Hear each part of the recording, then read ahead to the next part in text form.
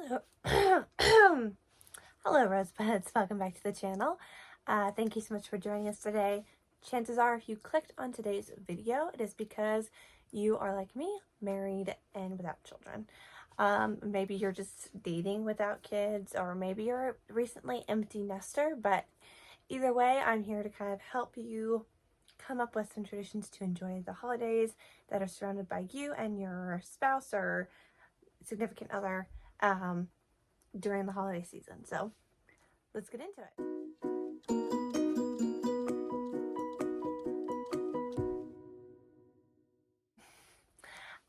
So the first thing I would say is to incorporate some traditions from both of your childhoods. I have a lot of traditions from my family. We are like mega tradition people, but my husband's family, not so much. So there was not as much to incorporate from his than it is mine. Not because I'm stingy and I just wanted all of my traditions and none of his, but his family they don't do very many traditions, okay? So for example of some of the ones that we incorporated from our childhood, a lot of my husband's like fondest memories have to do with food that they would specifically have around the holiday season, whether that's Thanksgiving or Christmas. But he always liked to have ham rolls, which is just like ham with cream cheese and sliced up scallions rolled up. It's like a appetizer that I usually try to have around the holiday season for him. You can also take the exact same ingredients and make it into a cheese ball, and he absolutely loves that as well.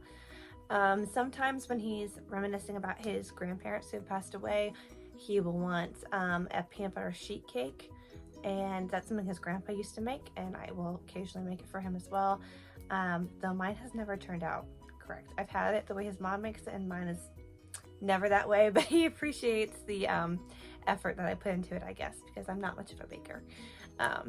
Despite the blueberry baking you may have seen on this channel in a previous video during Vlogmas. You should check that one out too. I try to incorporate those things into his holiday season.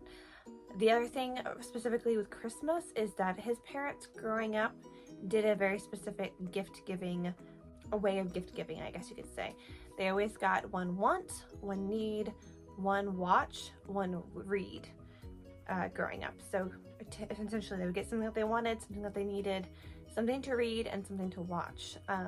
Now, we did not do this last year, and we probably won't do it this year for financial reasons. But we have done it in the past, and we really enjoy that and hope to continue it in the future. We don't usually buy movies. So like the watch thing, we do watch movies on Christmas Eve, which I'll get to in a minute. They're not usually Christmas movies. They're usually in this category. So we'll either rent or we will buy digitally a movie that night. So like the first year we're married, my husband, I think, rented or digitally bought the newer Winnie the Pooh movie where it's like Christopher Robin when he's grown up, and like they come back and like help him remember what it's like to have an imagination and not work all the time. I cried. We watched that one, and then we also either rented or digitally bought Ant-Man and the Wasp, and those were the two movies we watched together.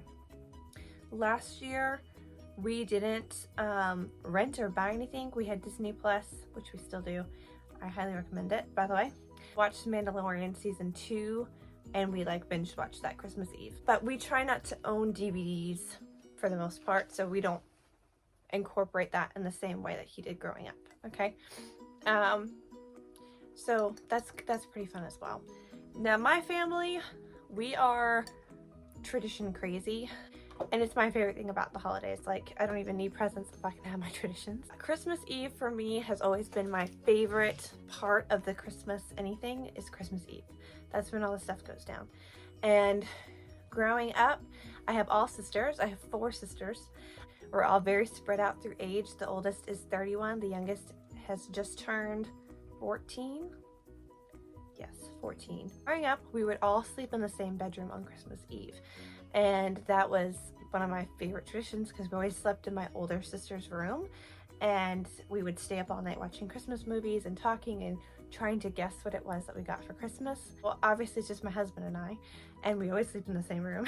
But on Christmas Eve, we make it a little bit more fun, and we typically will drag our mattress off our bed out to the living room, and we'll make a giant blanket fort in the living room, and that's where we will spend the night, and we'll watch our movies, and we will stay up till midnight, and that's midnight is when we open up our gifts. So Christmas Eve is still like the biggest tradition night for us, and I'm glad that we kind of incorporated that. Something else that we usually did growing up was that we would get a Christmas ornament on Christmas Eve that my father would pick out. Now, we don't do this on Christmas Eve anymore, but we still do get an ornament every year, and we always go to Bronner's. So Bronner's is in Frankenmuth, Michigan. It's the biggest Christmas store in the world, and it's like an hour drive for us. So right now we live in Michigan. Before, we would get one when we visited his parents each year, and so it might be closer to like October, but we would always get that Christmas ornament, and that was a big deal when we put it on the tree. It was like the kickoff to our holiday season. So this year, oh, here's mine actually. This is I think Vlogmas Day 2 is titled Shopping at the Biggest Christmas Store in the World. But this year I got Kermit and Piggy. I'm a huge Muppets fan, so this is what I got this year. And then my husband's, oh, it's right here. If I can get it off the tree. Here we go.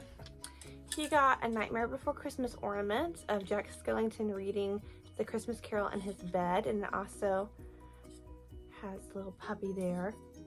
Yes. So he has several Nightmare Before Christmas ornaments. I told him next year he needs to come up with something else because it's starting to become a theme.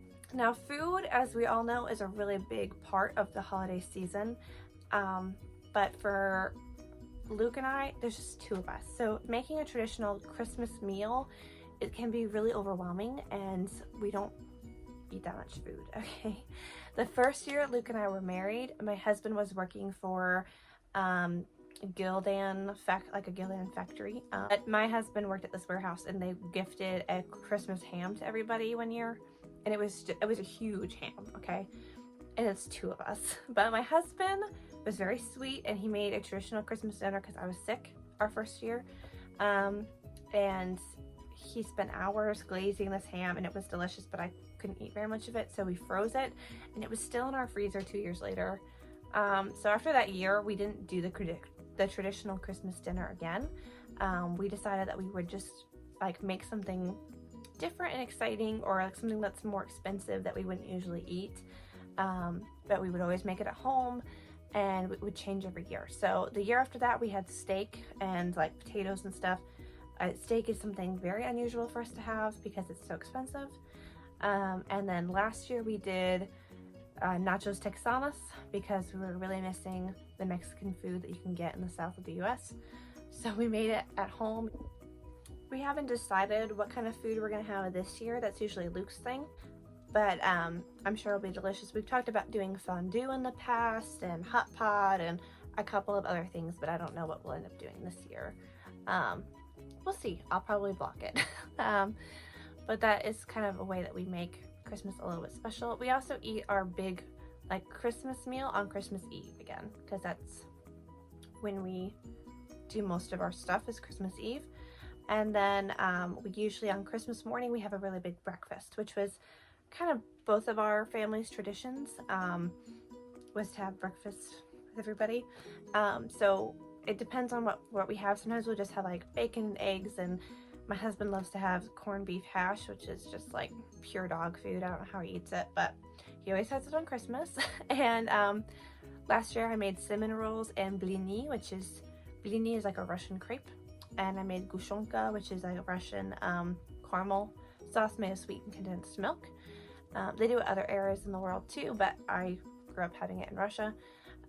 So we just always have like something extra special on Christmas morning to eat, and then we just kind of chill out all day Christmas and watch TV and hang out together and enjoy our new presents, and usually sleep in because again we stay up till midnight to exchange gifts because that's what we do. We don't bake a lot of sweets because it's just the two of us. I love to decorate Christmas cookies, And growing up, we always had like a cookie decorating contest amongst us siblings, and my dad would judge. My dad would judge to see who the winner was. But since it's just the two of us and my husband doesn't really enjoy decorating cookies, the only time we do that is if we invite friends over, and then we'll have like a Christmas party where we decorate Christmas cookies together, and Luke is usually the judge because he doesn't decorate them.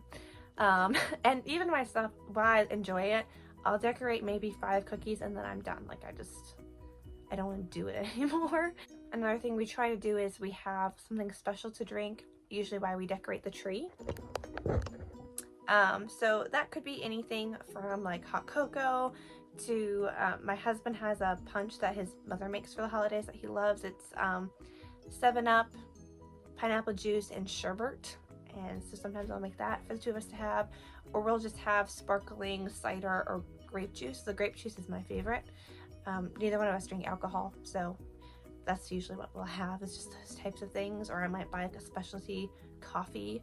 My husband doesn't drink coffee, so there's that. And then stockings, you can see we have our stockings on the wall behind us. Somebody in my husband's church, well I guess it's our church now, made those for us when we were first married. They're hand like stitched needlework. It's really pretty. And we will usually put like special snacks in there. Usually I'm the one who buys them, and they're just like the movie snacks that we'll eat Christmas Eve. This year I think I'm going to do fruit gushers and fruit roll-ups.